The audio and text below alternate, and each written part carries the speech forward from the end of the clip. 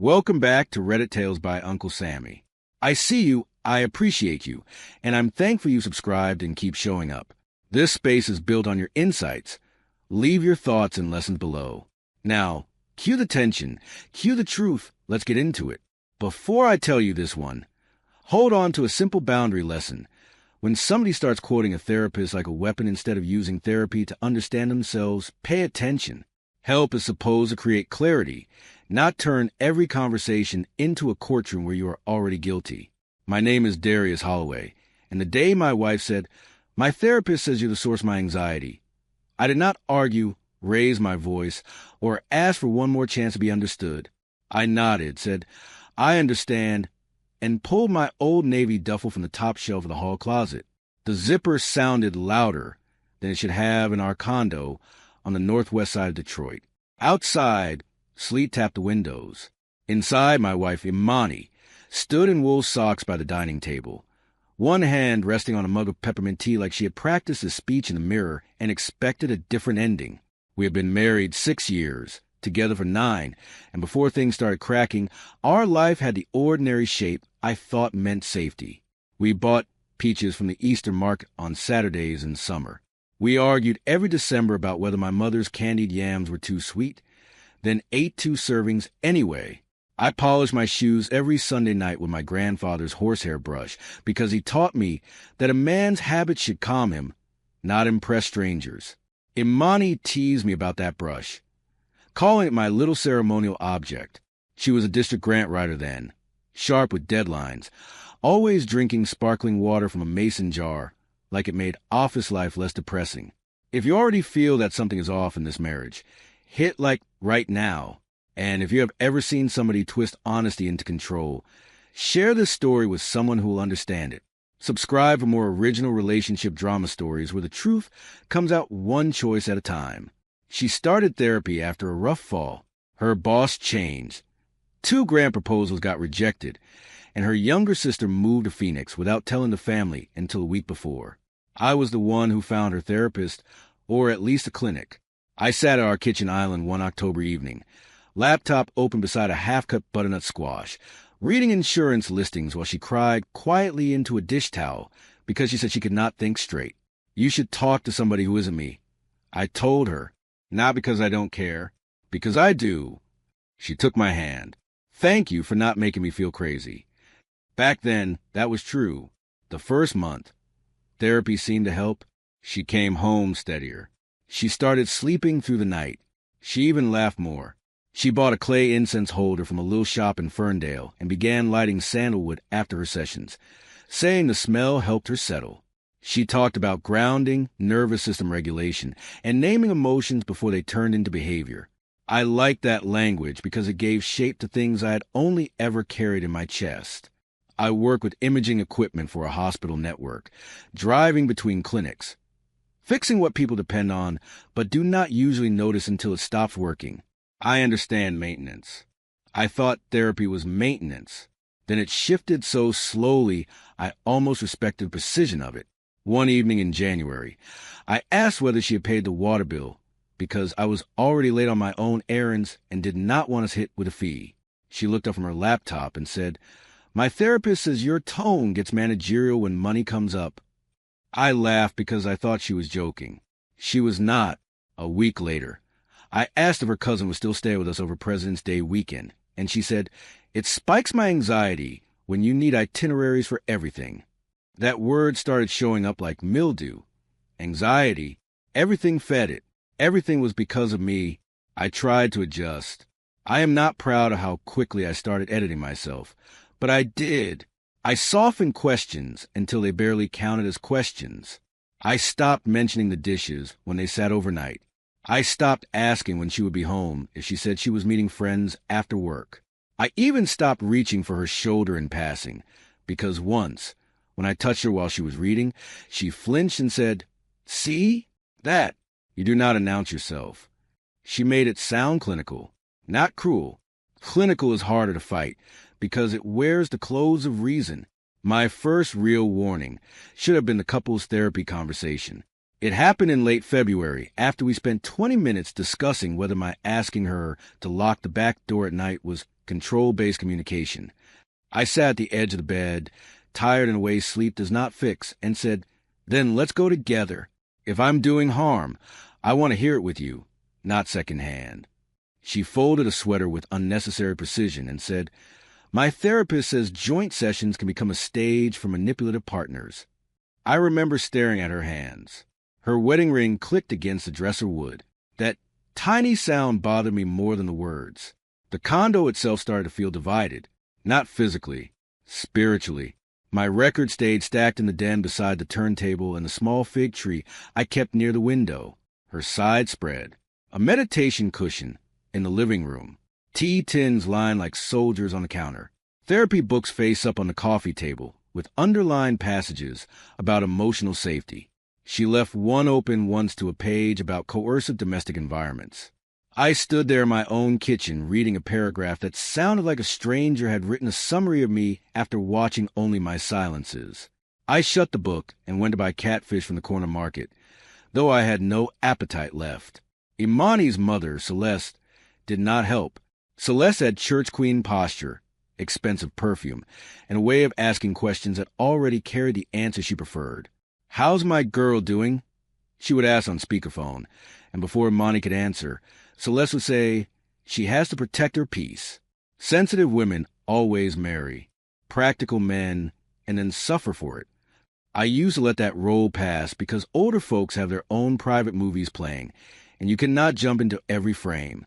But when I heard my own marriage being narrated that way, I realized people had been writing me into a role I had not auditioned for. Still, I made a choice that could have changed everything. I could have pushed harder.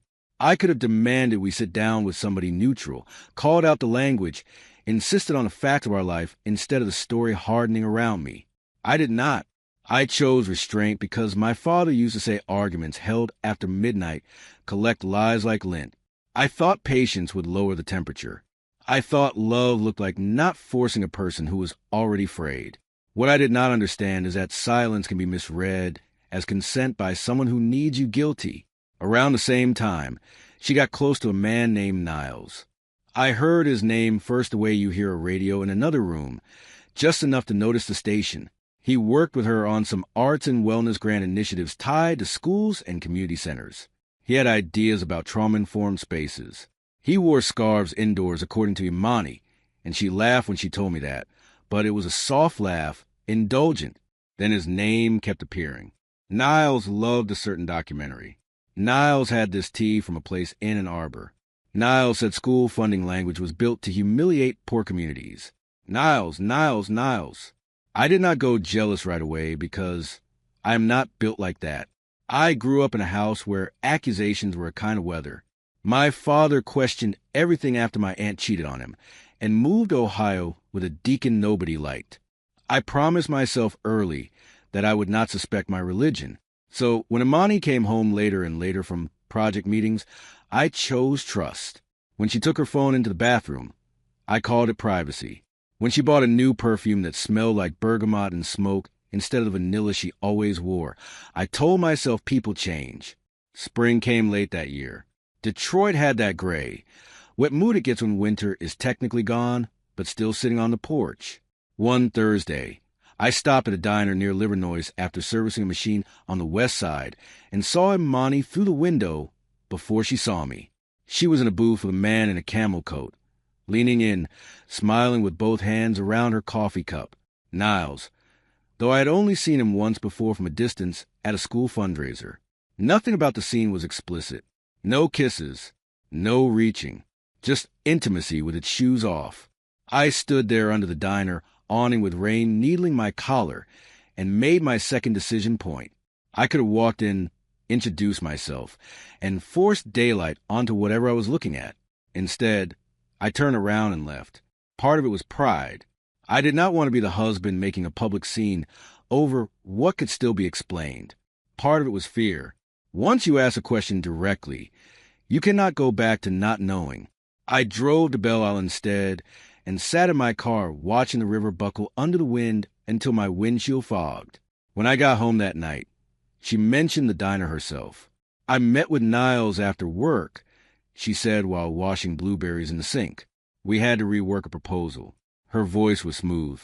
I watched her rinse fruit that did not need that much rinsing. Could have told me, I said. She shrugged. I did not want to feel monitored every time I have coffee with a colleague. That word again. Monitored. I felt something small and important move inside me then. Not a break. A shift, like a picture frame going crooked on a wall. After that, the house became full of facts that refused to sit still.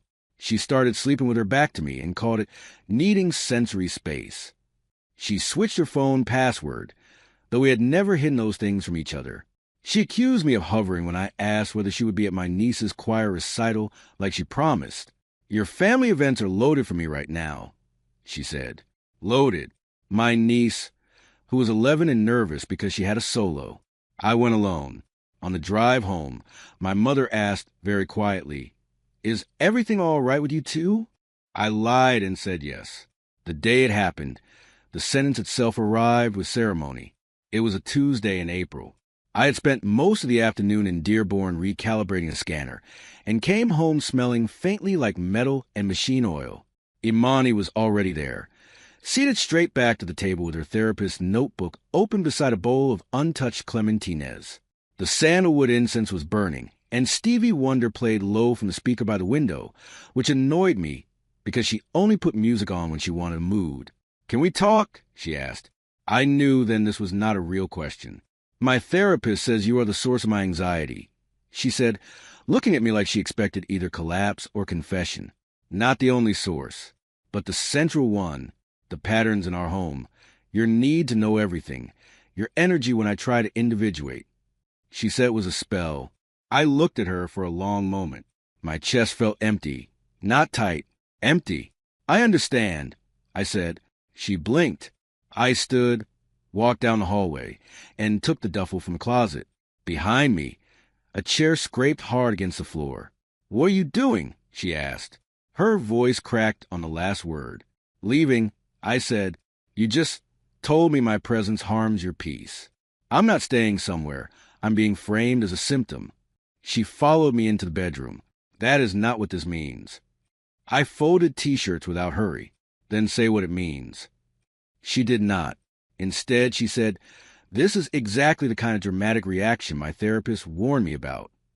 I paused with one of my church shirts in my hands and almost laughed, not because it was funny, because the script was so ready. "Maybe," I said.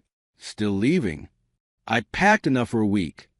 Clothes, chargers, shaving kit, laptop, the leather folder with my passport and work documents, and the horsehair brush my grandfather left me. I left the records because I suddenly could not bear to watch her stand over them while I chose which pieces of myself were portable. In the kitchen, I wrote a note on the back of a receipt from a hardware store. "You said I am the source of your anxiety. I am. Removing myself. I will return Saturday at noon for the rest, with company. Please be out." It was not dramatic. It was exact. I drove to my cousin Byron's place in Southfield. Byron repairs brass instruments for public schools and community bands, which means his garage always smells like valve oil and old felt. He opened the door before I knocked twice, looked at the duffel, then looked at my face. "Guest room," he said. "No questions." That kind of mercy can undo a man faster than pity.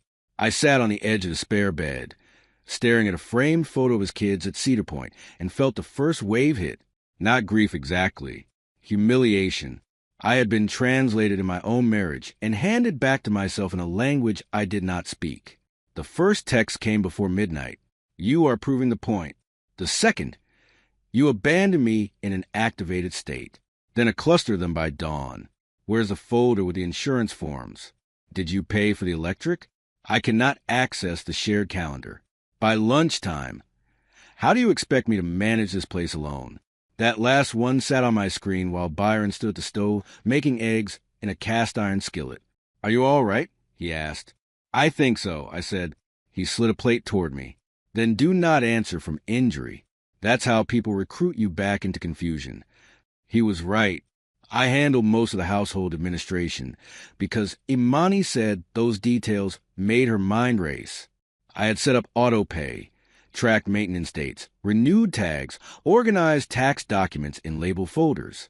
Not because she was helpless, because marriage is often a division of labor, and I was better at systems. Now the systems themselves had become leveraged. She sent 3 more texts asking for passwords, then one asking whether I had intentionally taken a checkbook to destabilize her. I stared at that word until my ears got hot. Destabilize. I had left her a stocked fridge, paid bills through the month, and walked out without a fight. Still, I was a danger. Saturday, I returned with Byron and 2 storage bins. She was home. Of course she was home. She had done her makeup carefully. The soft gold shadow she wore to weddings and interviews, and she had on the green knit dress I bought her in Chicago the first year we were married. There were fresh tulips on the table. For a second, the whole condo looked like a version of our life arranged for guests. "Can we please talk before you do this?" she asked. "I am doing it," I said. Talking did not save us from arriving here. As I packed books, framed photos, my turntable, and the Dutch oven my aunt bought us as a housewarming gift, she moved through strategies like she was trying keys on a ring. Tears, anger, nostalgia, theory. You always leave when things get hard. False. You refuse emotional accountability. Maybe sometimes, but not here. A regulated partner would stay present. "I'm not a concept," I said, lifting another box. "I'm your husband, or I was. You do not get to declare me harmful and still require me to remain available for comfort." Byron kept his eyes on the shelves, but I could feel his respect in the silence. Then she said something that stripped all the language off the bones. "I cannot afford this place by myself, Darius." There it was. Rent, utilities. The lifestyle she had argued was not my business to discuss when I suggested downsizing 2 months earlier. "Then you should make choices based on what you can carry," I said. She stared at me like cruelty had entered the room, but it was only arithmetic. As we loaded the last bin, she grabbed my forearm. "You are overreacting." I looked at her hand, then at her face. "No," I said, "I am finally reacting at the right volume." For 3 days after that, the messages swung between apology and accusation. She sent a photo of our wedding program from the church in Cleveland, where we married under white lilies and old stained glass. She sent, "I miss who we are when you are not defensive." Then, an hour later, "You have created financial hardship and emotional harm." Celeste called twice and left a voicemail polished enough to sound rehearsed. A real man does not retreat when his wife is struggling. I deleted it. My mother, meanwhile, came by Byron's with banana pudding and did not ask for details until I volunteered them. When I finished, she only said, "You stayed too long in a story that made you smaller." The cheating became undeniable in a way that almost embarrassed me for all the care I had taken not to assume it. A friend from the district, a woman named Rochelle, whose son I once helped with a robotics project, called me on a Wednesday evening. "I do not want to be messy," she said, which is how messy truths often arrive. "But people have been noticing Imani and that arts fellow. They left a fundraiser together last month. Twice, actually. I thought maybe you knew." I thanked her and sat in Byron's backyard listening to a neighbor's wind chimes knock against each other, while shame moved to me like cold water. I still did not confront Imani with the affair. That surprises people when they hear the story. They think betrayal deserves a dramatic naming. Some grand moment where lies are dragged into light. Maybe, but by then I was learning that not every truth needs my performance to become real. I already had enough. The therapy language, the gaslighting, the financial panic, the emotional whiplash. Whether she had kissed Niles first in March or April did not change what I needed to do next. So I made the quieter choice. I called a lawyer Byron knew from church, asked how to separate finances cleanly, and started documenting everything. That was when I found out how much of our life I had been subsidizing while being accused of power. Not because I was secretly checking up on her, because lawyers ask for numbers, and numbers do not care about narratives. Her personal card had charges from a boutique hotel in Royal Oak on a Thursday afternoon. She claimed to be at a planning retreat. Restaurant tabs for 2 at places and I never went because she called them overpriced. A pottery studio invoice for a couple's workshop. Couples. The word stared back at me from the statement, until I had to set the paper down. The divorce filing did not happen overnight. Real life rarely moves at the speed wounded pride wants. First, there were logistics. I found a small brick apartment in Oak Park over a barber shop where the clippers hummed from morning till evening and old men debated sports at the bus stop like Parliament. I took only what was mine and split shared property without games. I kept records, not trophies. I changed direct deposits, updated beneficiaries, forwarded my mail, and let my attorney send the formal communication. Every practical step hurt in its own way because each one admitted this was no longer weather. It was the climate. Imani reacted badly to the process because the process does not flatter feelings. Once the attorney letter arrived, she sent a 6-paragraph email saying legal action was an aggressive masculine escalation. Then another saying she had only leaned on Niles emotionally because I had become unavailable. That phrase almost pulled me back into defending myself. Almost, but I had spent too many nights explaining my own decency to someone invested in misreading it. I forwarded the email to my attorney and went to work. That day I serviced equipment at a clinic in Hamtramck, then bought kielbasa and mustard from a corner store, even though I had gone in only for water. Grief makes you wander. Summer rolled in heavy and loud. The city smelled like pavement after rain, charcoal smoke from park grills, and hot engines at stoplights. Through mutual friends and the ordinary leakiness of communities, I learned that Niles had not become the safe landing Imani expected. He liked intensity in small doses, not bills, not consequences, not a woman still calling her husband a villain while asking him to cover the internet. By June, Niles had needed space. That phrase reached me secondhand while I was at a Tigers game with Byron and his boys. I felt no triumph, just a tired kind of symmetry. The real consequences for her came slower and deeper. Her district contract was not renewed after she missed deadlines on a summer program grant. Rochelle later told me Imani had been showing up late, crying in meetings, blaming stress. Celeste had to co-sign a short-term rental after the condo went on the market because Imani could not keep up with a loan. The condo sold at a bad time and barely covered what needed covering. All those months of calling me controlling for asking about budgets. And now budgets were the only thing in the room that would answer back. Cause, in effect, has no bedside manner. One August morning, I found one of my old records still in a sleeve I had missed, tucked inside a storage bin. John Coltrane, blue cover, slight warp on one edge. I sat on the floor of my apartment, turning it over my hands, and realized I was no longer waiting for an apology to release me. That might have been the biggest change. At first, I wanted her to understand what she had done. Later, I wanted witnesses. By then, I wanted peace that did not depend on her inside arriving on schedule. So I started building a life that did not reference her at every corner. I got my own therapist, too. A black woman in her 50s with silver locks and a voice so steady it made lying feel pointless. In our second session, she said, "You are not only grieving betrayal, you are grieving misrepresentation." That landed harder than anything. Because yes, she cheated. Yes, she manipulated. But what ate at me most was how I had been recast from husband to hazard using the language of healing. I had nearly accepted it because I respect mental health work and did not want to become the man dismissing a woman's pain. She nodded and said, "Respect should not require self-erasure." The divorce was finalized in November. No screaming courtroom scene. No cinematic collapse. Just signatures, disclosures, negotiation, and a judge who probably saw 10 versions of our story every month. Outside the courthouse, the air had that iron smell winter brings before snow. I sat in my car for a while with the heater running, looking at my hands on the steering wheel. They looked older, calmer too. I called my mother. "It's done," I said. She exhaled long and softly. "Come Sunday," she said, "I'm making gumbo." Families do not solve your life, but a bowl placed in front of you by somebody who loves you can remind you that endings are survivable. Imani reached out 2 months later by email, not to reconcile exactly, though there was enough longing in it to suggest she had imagined the possibility.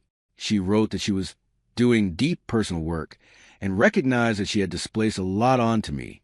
She admitted her relationship with Niles had started before I left, though she insisted it had been emotionally complex rather than physical at first, as if categories could save character. She said her therapist had encouraged her to externalize and that she took that too far. I read the email twice. Then I closed it without answering.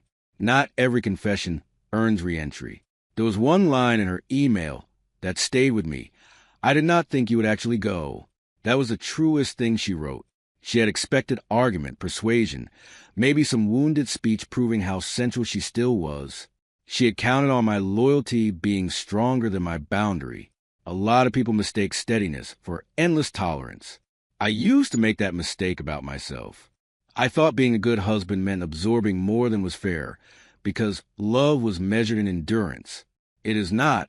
Sometimes love is better measured by the moment you stop participating in your own distortion. I live differently now. I still polish my shoes on Sunday nights. I still buy peaches in summer, though now I carry them up to a third-floor apartment with no one waiting to ask whether I bought the organic ones. I joined a Saturday morning walking group that meets near the river and somehow ended up learning everybody's business by week 3. I started cooking again for pleasure instead of tension management. Red lentil soup when it rains. Smothered turkey wings on long weekends. Cornbread in my cast-iron skillet while Sam Cooke plays through the apartment. Life does not announce when it has become peaceful. It just stops flinching. A year after I left, I ran into Celeste at a grocery store in Southfield. She was near the floral section, comparing prices on hydrangeas. We had not spoken since the paperwork. She looked at me the way people do when pride has been forced to share a seat with reality. "How have you been?" she asked. "Well," I said and meant it. She nodded, then said, "Imani is still trying to make sense of everything." I almost let that pass. Then I said, "Sense starts where blame ends." Not sharp, not cruel, just true. She looked away first. I tell this story now because people hear the sentence my wife used and focus on the insult. That was not the deepest wound. The deepest wound was being invited to doubt my own character every day until leaving felt like proof against me. The cheating hurt, yes. So did the money, the lies, the man with the scars and theories. But the real danger was how close I came to defending myself forever to somebody committed to misunderstanding me. There are prisons without locks. Some are built from accusations you keep trying to answer long after you should have walked outside. So when I think back to that Tuesday, to the peppermint tea cooling beside her elbow, the sleet at the windows, the practiced steadiness in her voice, I do not hear her sentence as the end of my marriage anymore. I hear it as a moment the fog lifted just enough for me to choose myself without theatrics. I understand. That was all I said. It sounded small. It changed everything. Because understanding is not always agreement. Sometimes it is recognizing that another person has handed you the final evidence that staying would cost more than leaving. And that is the part worth carrying away from this one. The damage did not begin with Niles or even with the cheating. It began when ordinary care was recast as control, when therapy became a borrowed gavel, and when I ignored what I felt at that diner, because I wanted peace more than clarity. Leaving did not fix every hurt at once, but it stopped the bleeding. Boundaries are not revenge. They are the point where your life stops being available for somebody else's confusion to spend. If this story made you think about boundaries, betrayal, and the moment a person finally stops explaining themselves, like this video and share it with somebody who needs that reminder. Subscribe for more original first-person drama stories with real consequences, emotional twists, and endings that stay with you. The end.